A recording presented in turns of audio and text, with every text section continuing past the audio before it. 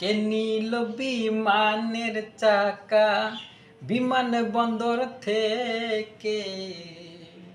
আন্তর্জাতিক বিমান বন্দরে কেমনে চুরি করলি রে?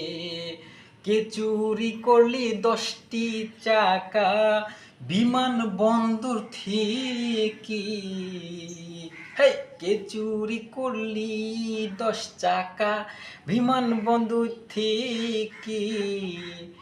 এত বড় জানো চোর, হায় রে বাংলাদেশ! হ্যাঁ, তুই বিশ্বের সব জায়গায় যেয়ে চুরি করু, আন্তর্জাতিক বিমানবন্দরেও চুরি করিয়া তুই খালাস খাইয়ে ফেলাইছ 10টা চাক্কা।